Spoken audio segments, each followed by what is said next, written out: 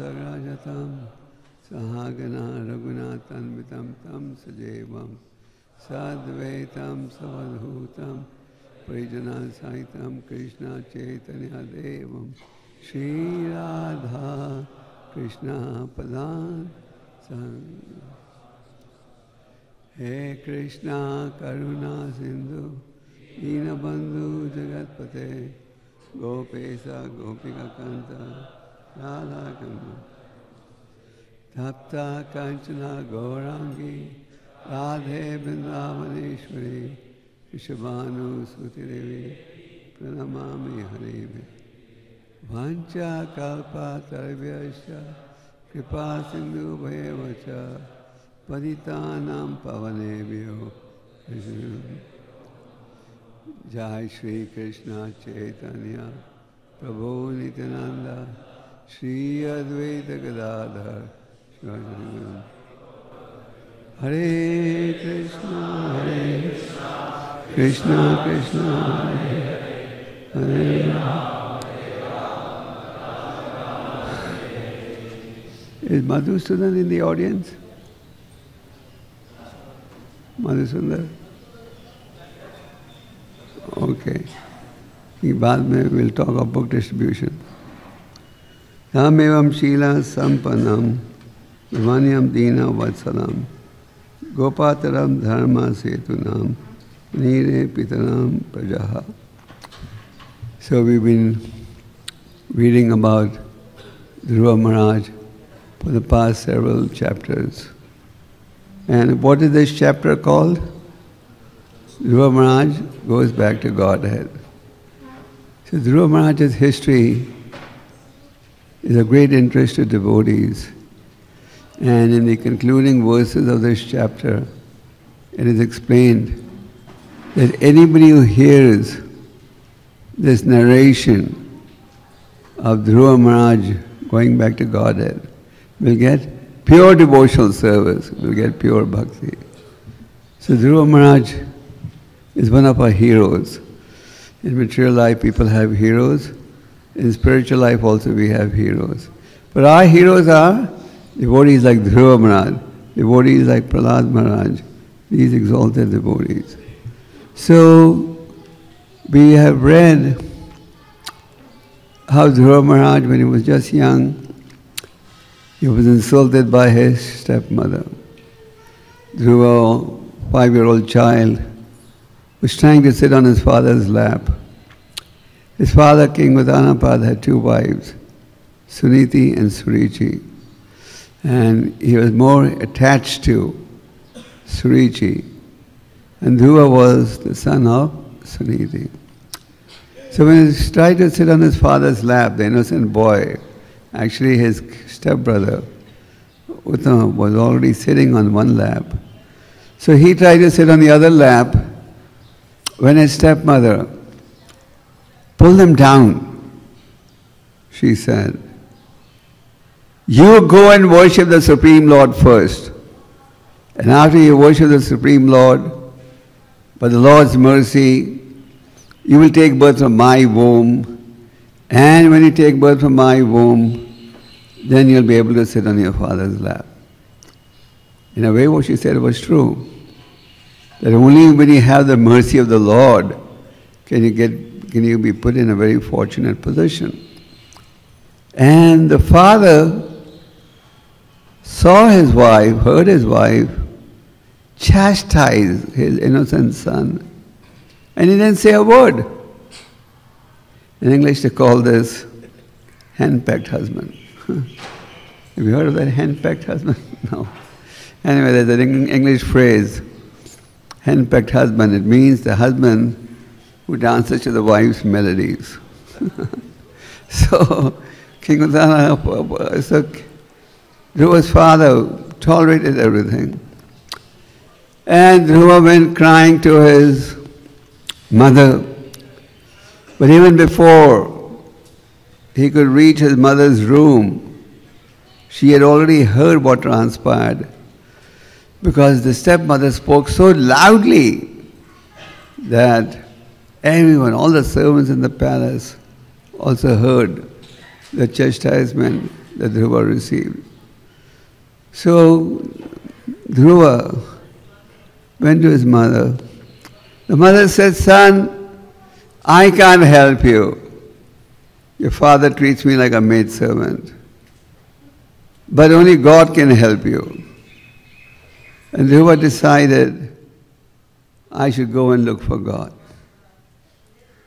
Dhruva was determined to find God, but of course, in the beginning, his worship was Sakam.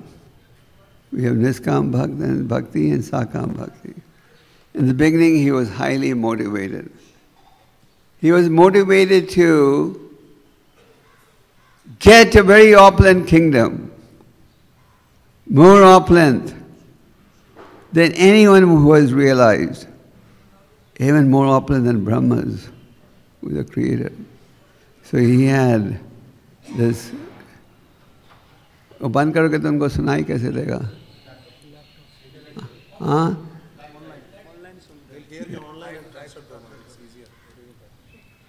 I just want them to hear, otherwise I'll switch over to Hindi.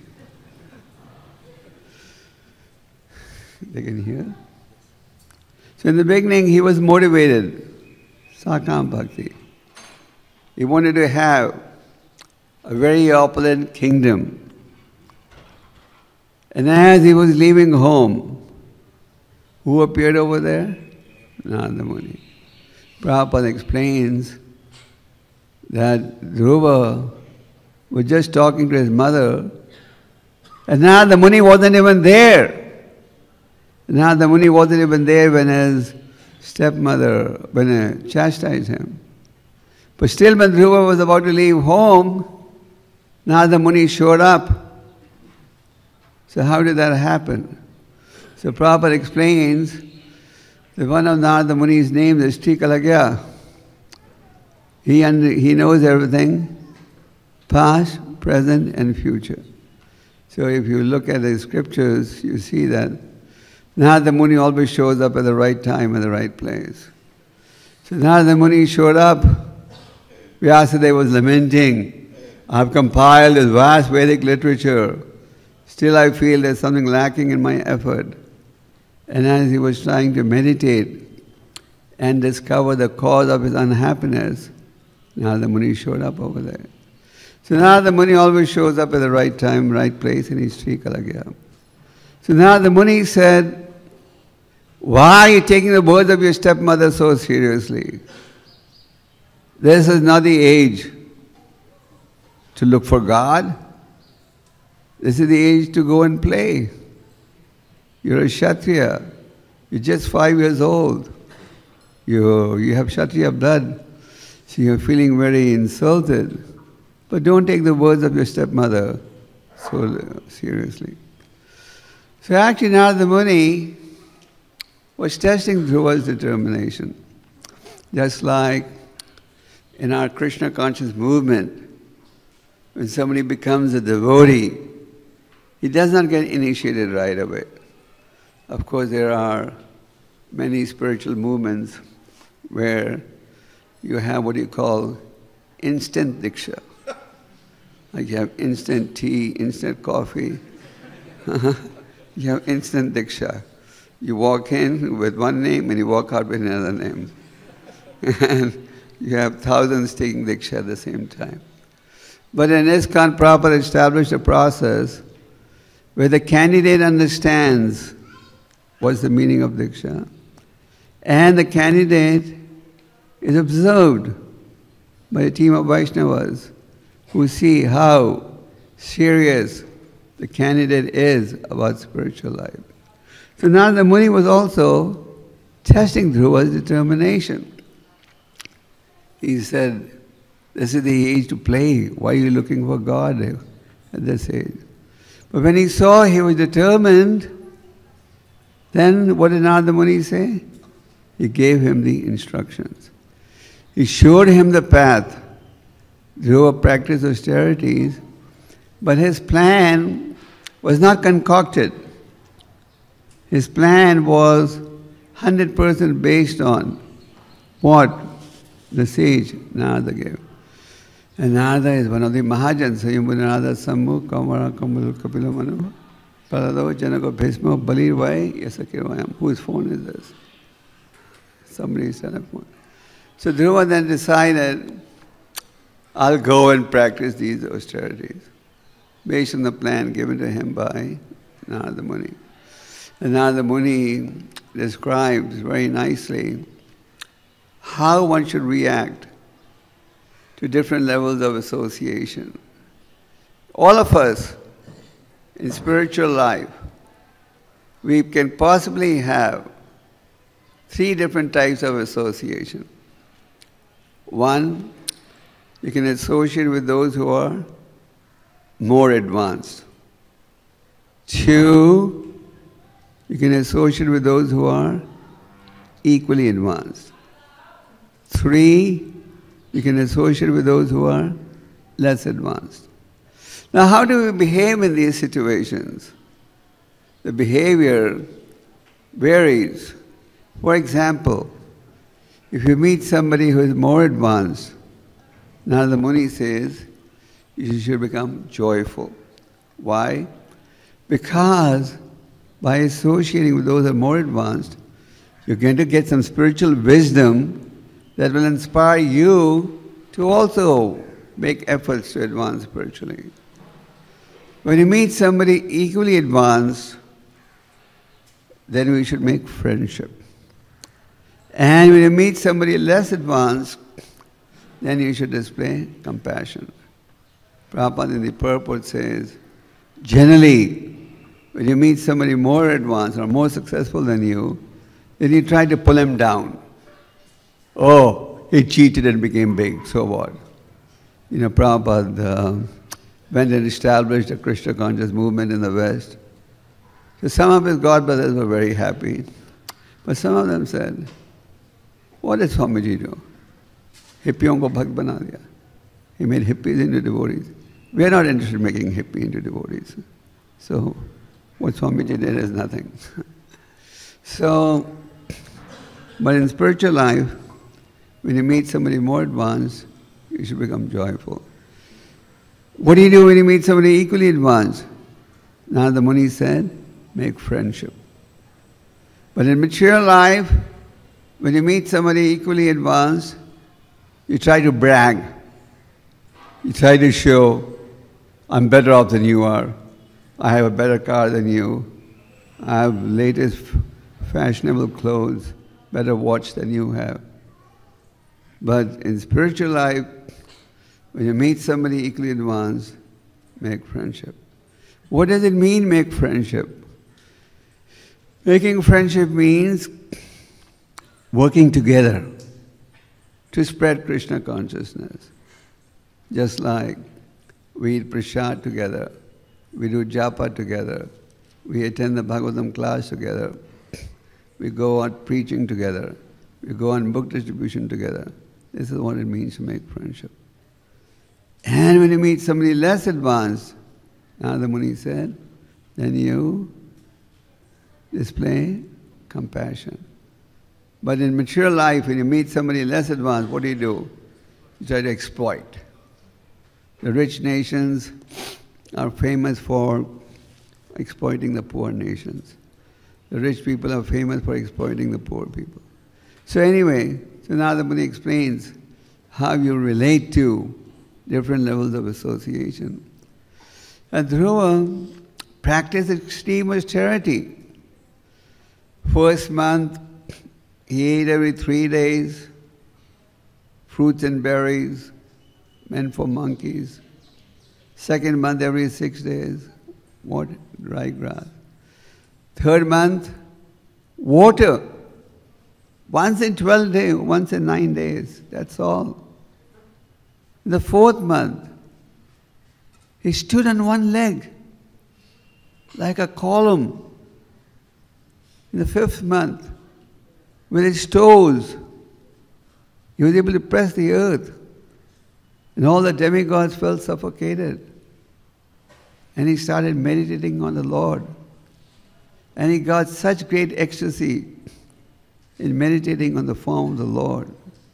So Dhruva practice austerities, and as Krishna says in the Bhagavad Gita 18th chapter, Yajna Dana Tapasya should not be given up by anyone. Austerity is one of the wealth of the Brahmanas. It's one of the ornaments with which you decorate yourself. Just like in mature life, people decorate themselves with ornaments, jewelry. So a devotee decorates himself by practicing the principles of austerity. And Krishna gives the devotee the ability to practice austerity when he sees that the devotee is making a sincere effort. Otherwise, how is that possible?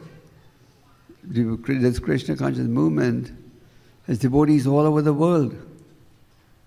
Most of you here were born in India, but in parts of the world where people had never heard of Krishna, never heard of the Bhagavad Gita, never heard of Prabhupada. But today, these devotees are as surrendered or more surrendered than devotees in India or any other part of the world. So how does that come? Ishvara sarva bhutanam hirdesha rajana tishtati. Krishna is in everyone's heart. And when he sees that we are making a sincere effort to make spiritual advancement, then Krishna situated in the heart gives you the desired association, the desired guidance. Just like in the case of Dhruva. Dhruva was a very sincere. He had a childish desire to have a very opulent kingdom. But he knew that I can only get this when I have the mercy of the Lord. And he was ready to practice austerity. So, without austerity, you cannot attract the Lord. That is why in Bhagavatam it is said, 3rd canto, Tapaseva Param Jyotir Bhagavatam Adhokshajam. Krishna is Adhokshaja. Very difficult to understand, very difficult to conquer. But through the medium of tapasya, you can capture the Lord. So Dhruva performed these extreme austerities, and he was getting such great pleasure in meditating on the Lord. But then all of a sudden, the meditation broke. And he opened his eyes. And when he opened his eyes, what did he see? He personally saw the form of the Lord who appeared over there on the banks of sitting on the back of Garuda.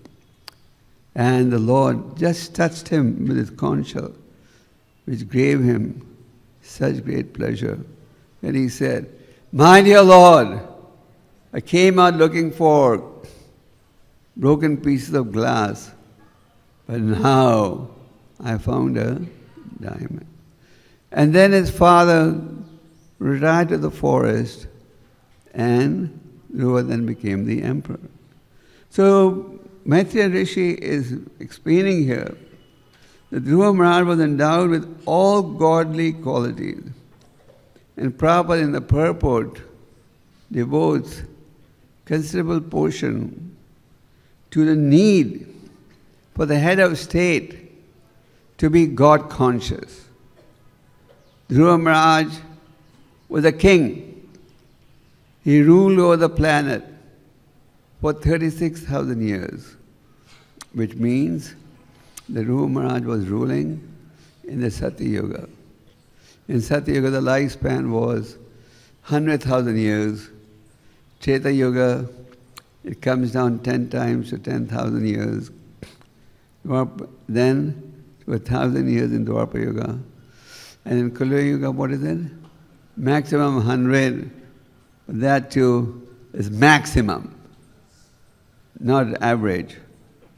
And after 60 or 70, even if you're alive, you're almost half dead with so many diseases. Even children are being born today with so many diseases.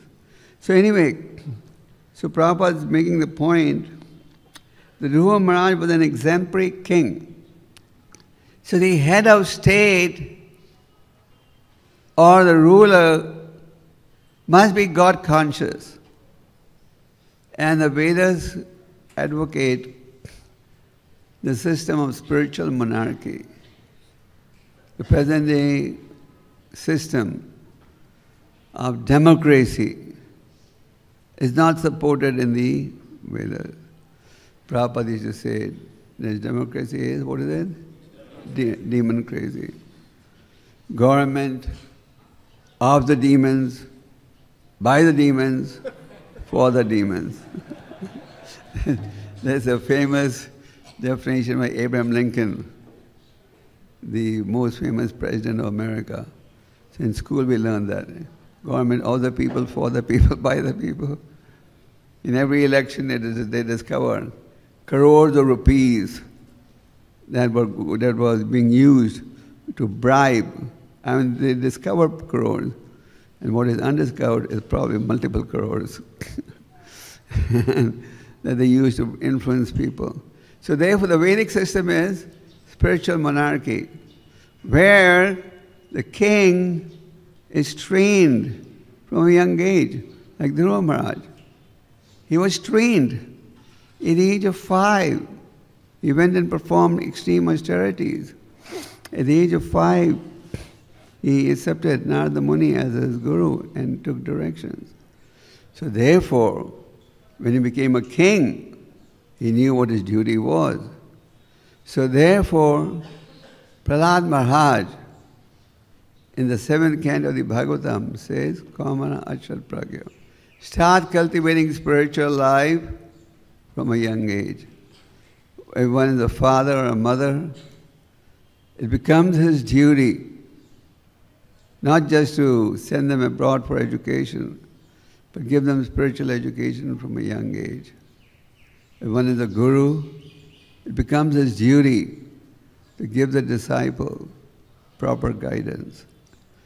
So Dhruv Maharaj, as Prabhupada says here, was a saintly king. When the king is saintly, then there is prosperity. If the king is God conscious, then there is prosperity. In the 4th canto, you read about King Vena and King Prithu. Vena was godless, proud. He had burned the houses of the Brahmanas. He called the Brahmanas prostitutes. The Brahmanas, when they saw how Vena was godless, stopping all the yajnas, all the sacrifices, they considered it their duty to first warn the king that he's not doing the right steps. He's not doing what is correct. So they went to him and said, Sir, we know you're the king, but it's your duty to encourage yajna and sacrifice.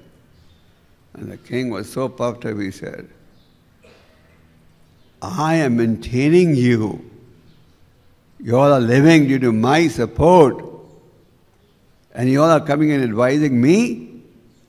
You're just like a prostitute who is not fair. But then the Brahmanas saw this king is beyond repair. And then they had no alternative but to curse him. But during the period the King Vena was ruling, all the necessities of life were in short supply. The trees became dry, the oceans became dry, the earth stopped producing grains, and people were suffering, literally. Just like in today's environment, the world is running out of natural resources. You're lucky today, you open your tap and you get water. But a day will come where you'll open your water and you'll open your tap and you may get water once in 24 hours. Because the world is literally running out of natural resources. Why? Because our rulers are godless. But in the Vedas you hear about so many exemplary kings. There was a king called King Rantideva. You read about him in the 9th canto. very austere. He had once fasted for 48 days. He was about to break his fast with some foodstuff made of milk and honey and water. When a hungry Brahmana came to his palace and said, "King, I'm hungry. Please give me something to eat." So he had a little bit of foodstuff and he gave that away. Why are devotees from your group leaving one by one?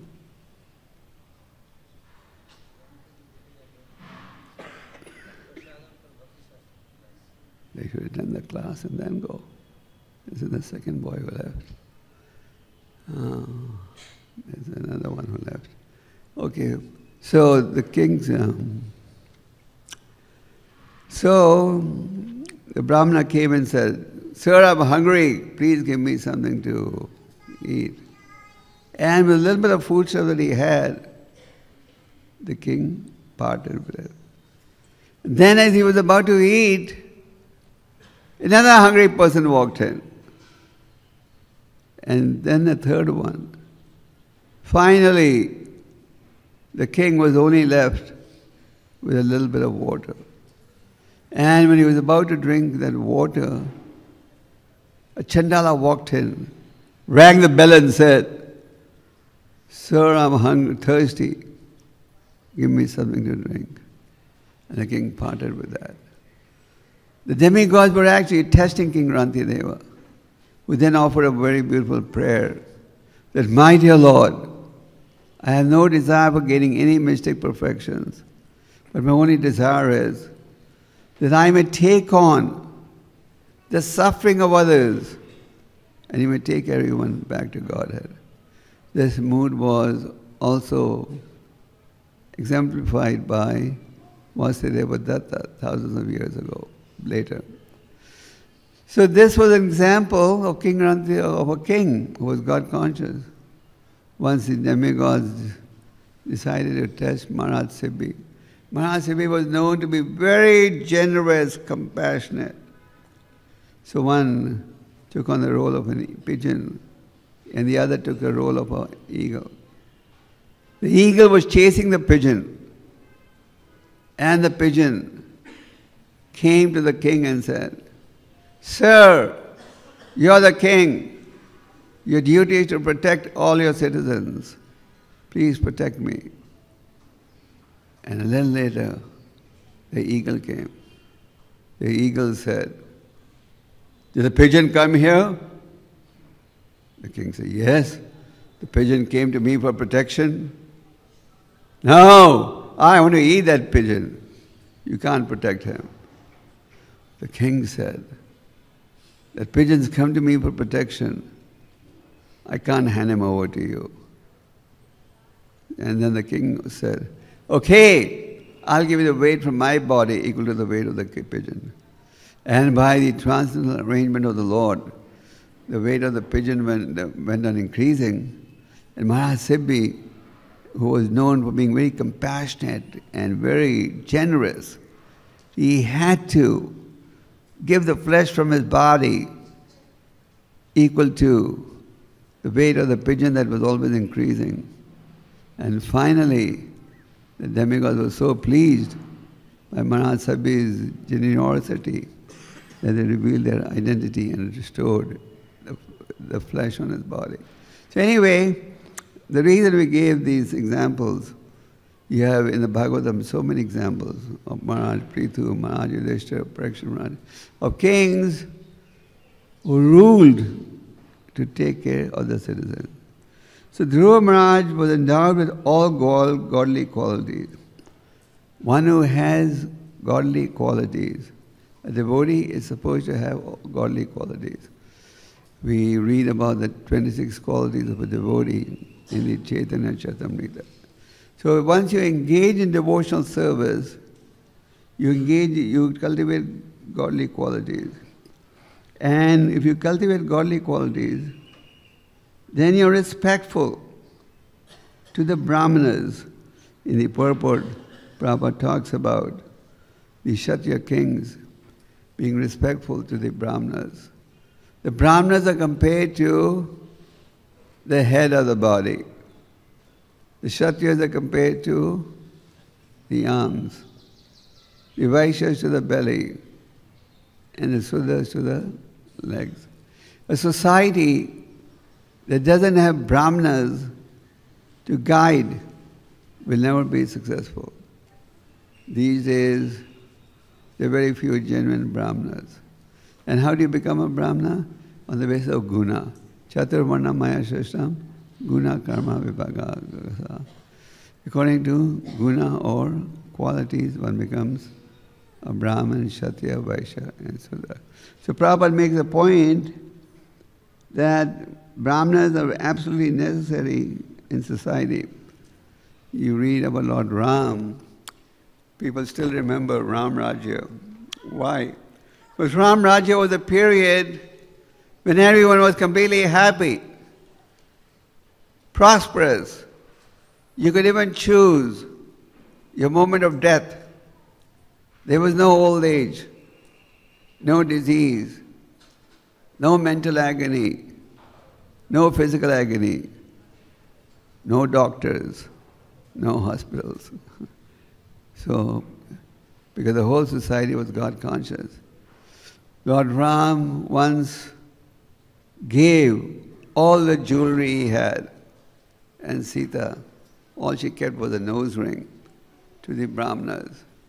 The Brahmanas took it and then returned it to the king and his wife. They said, "You have captured us with your love. We don't need this jewelry." The Lord offered them as much land as they desire. And the Brahmanas said, "Just give us as much as barely necessary." So a Brahmana is simple. He's not attached to his possessions.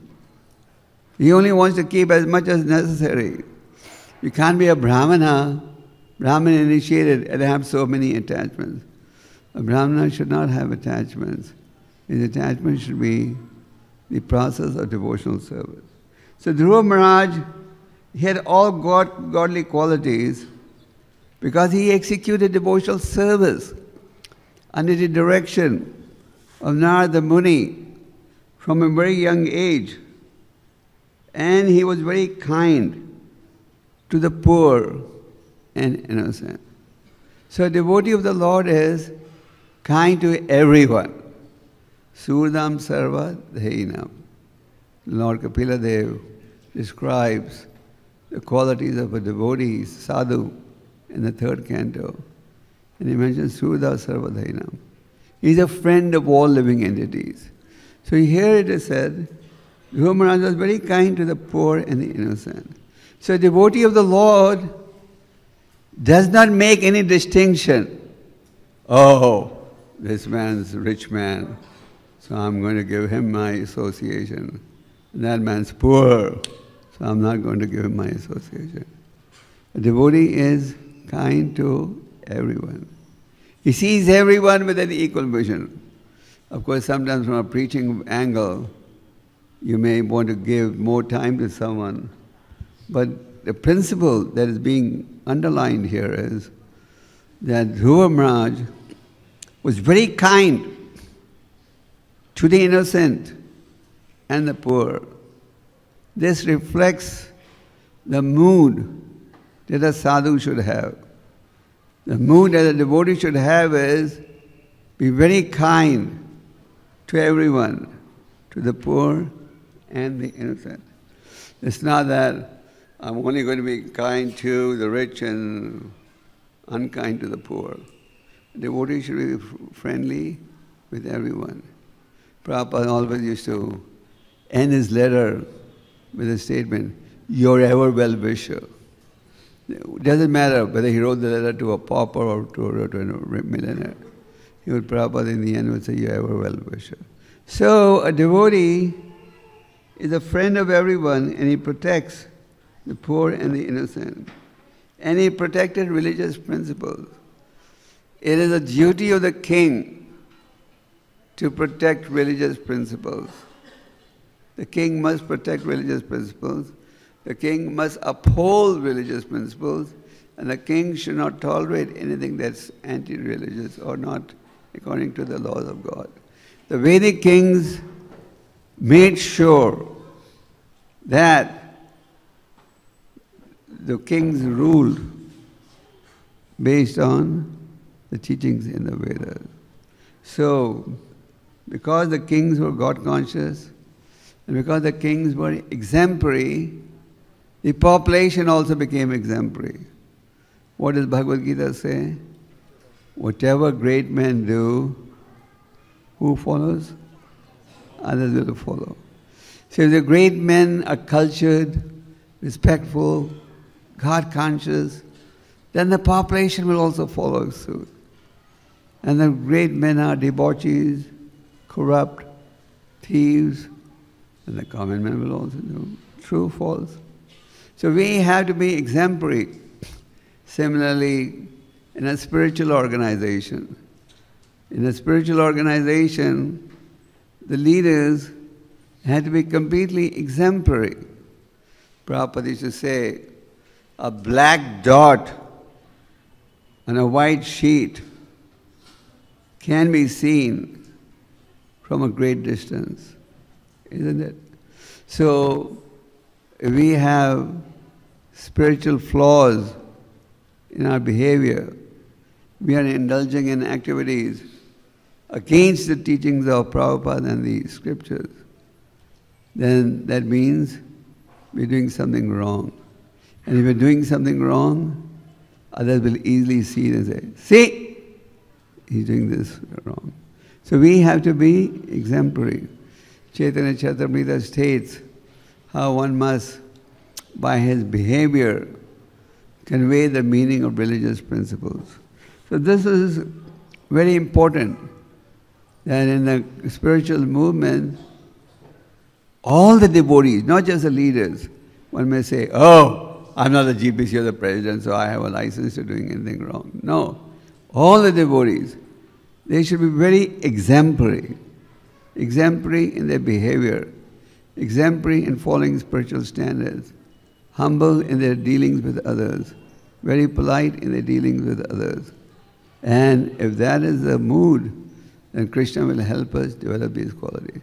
We read about these 26 qualities, we read about the importance of humility, we chant every day the Sikshashaka prayers, every day we chant Inadapi Sunichena Tarora Pisa Ikshana Manina Mana Dena Ketina Disadhari. So every day we chant this. So this has to be put into practice. So Dhruv Maharaj had all these qualities. He was very kind to the poor and the innocent, and he considered to be the father of all the citizens.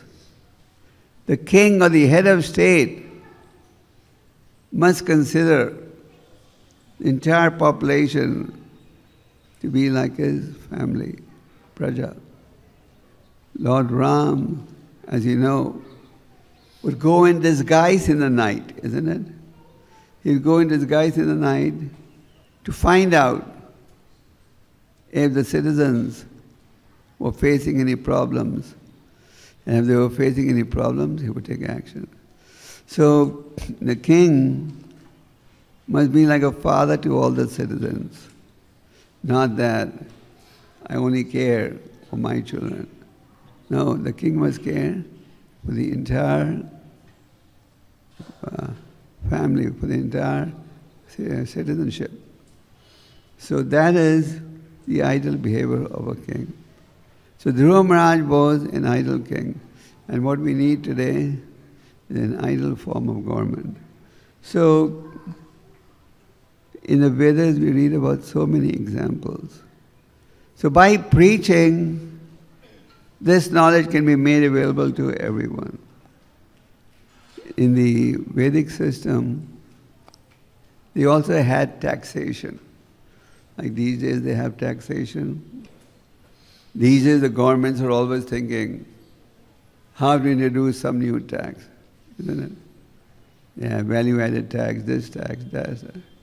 In the Vedic days, they also had taxation. 25% of your produce would be paid as taxes. But not one penny of that tax money would be spent for the upkeep of the kings and all. All the money that they would pay as taxes would be used for what? For the welfare of the people. Therefore, nobody cheated.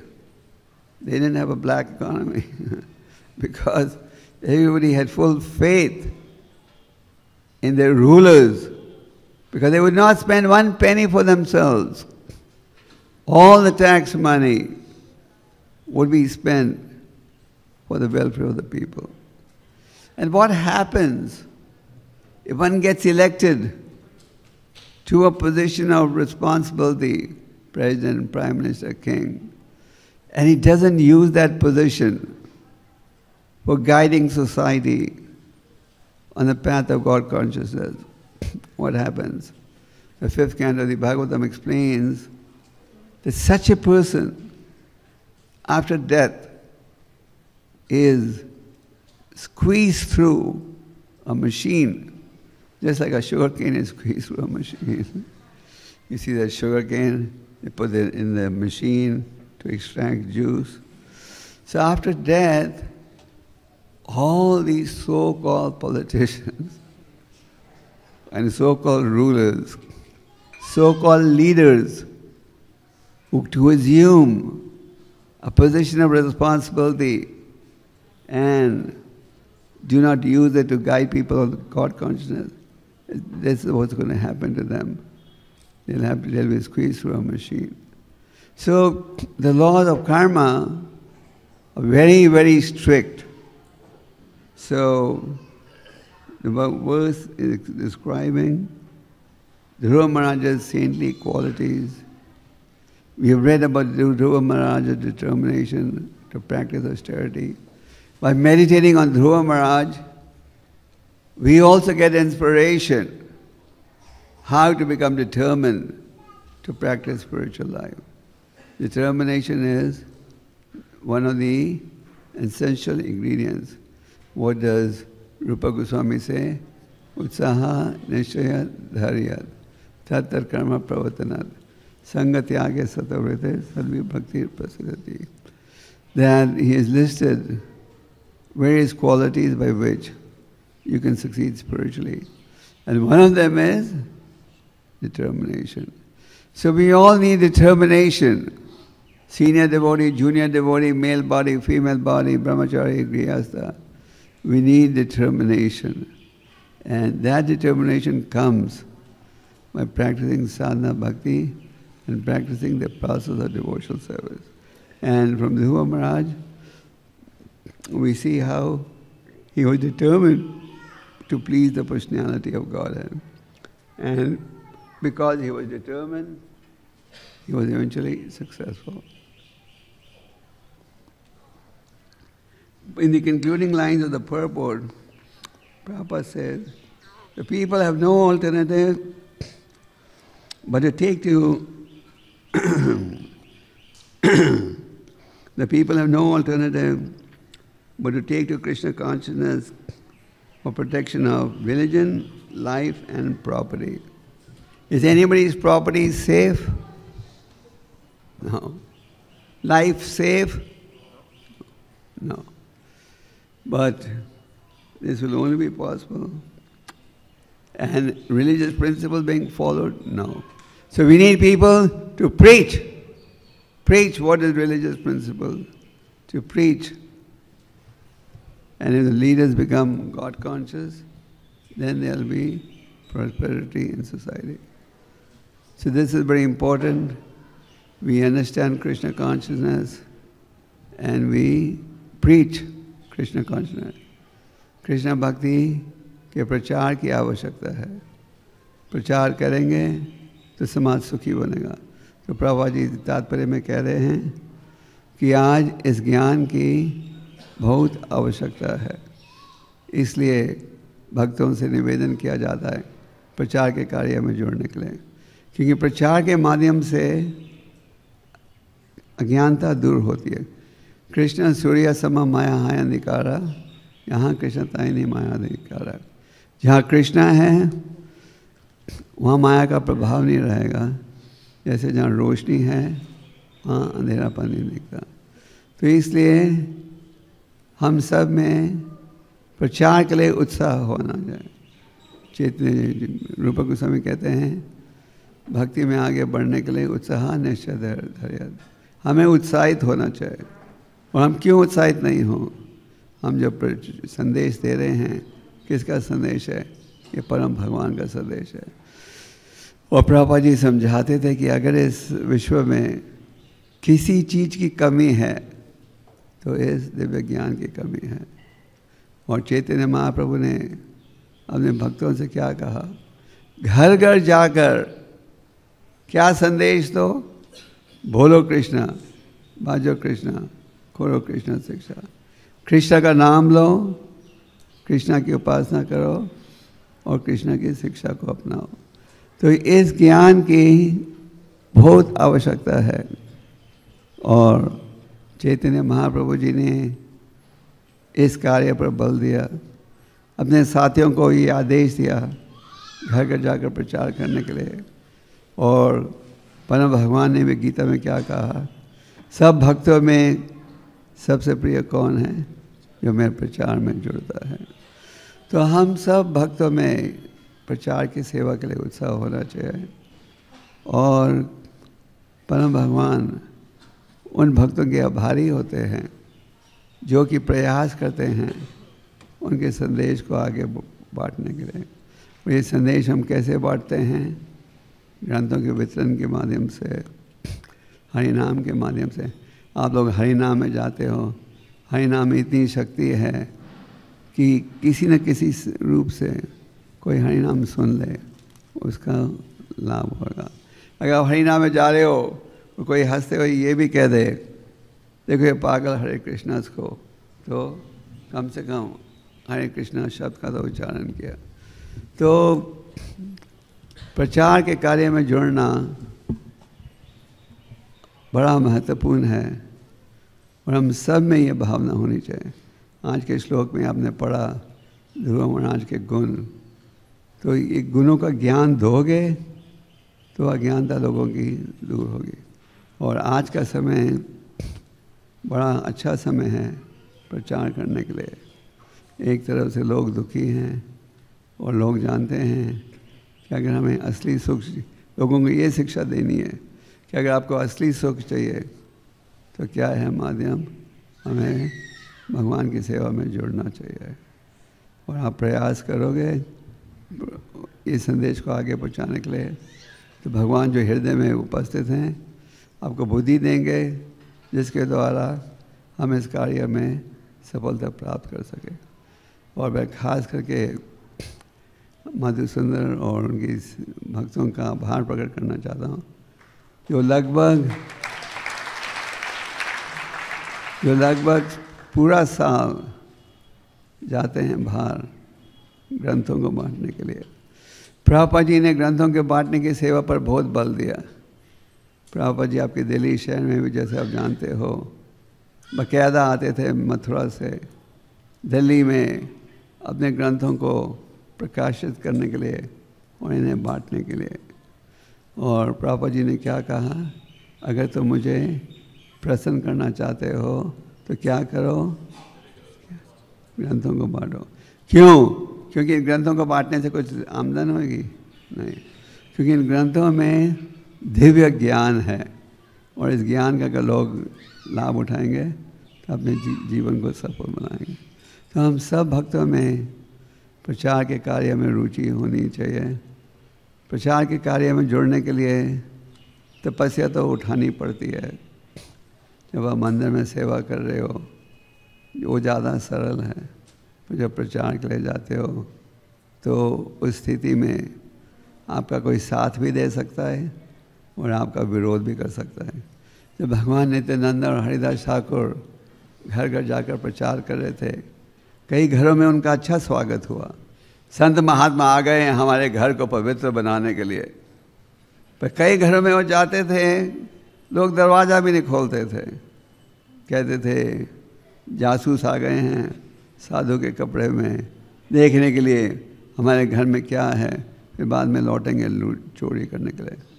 और कई घरों में लोग कहते थे हमने जब प्रयास किया था आपकी कीर्तन मंडली का दर्शन लेने के लिए, आपने दर्शन नहीं दिया तो हम भी तुम्हें अंदर आने नहीं देंगे।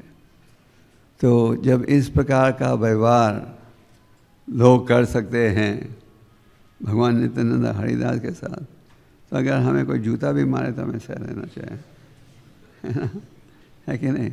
आखिर आप प्रचार में जा रहे हो किसके लिए? भगवान के संदेश को आगे बढ़ाने के लिए। क्योंकि कई बार हमारे मन में ये भाव होता है हाँ हम जाएंगे बाहर पर कोई साथ नहीं देगा तो हमारी बेइज्जती हो जाएगी, ऐसा भाव नहीं होना चाहिए।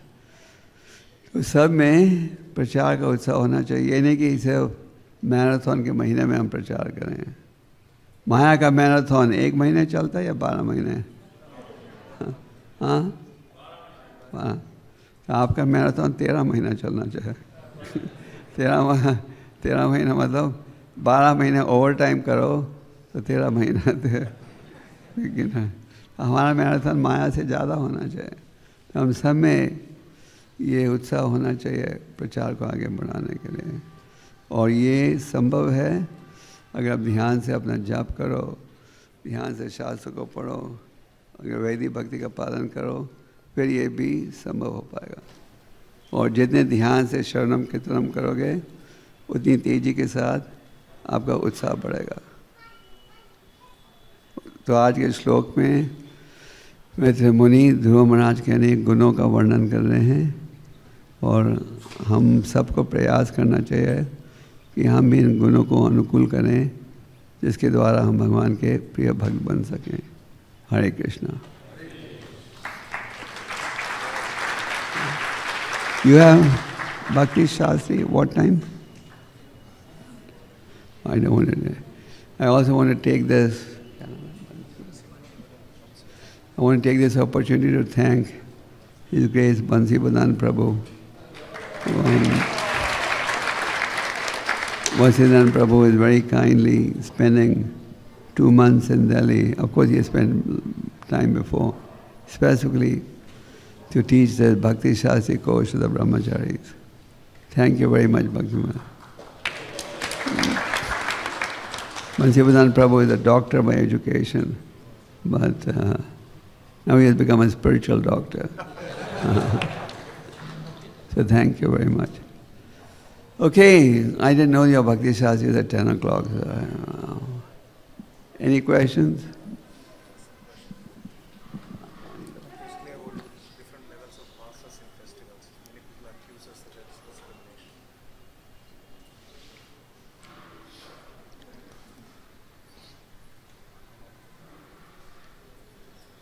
Can you read out? I can't read what is it. What, can you read the question? Hare Krishna Maharaj, how should we answer when people say, you ISKCON devotees distinguish people at the time of festivals?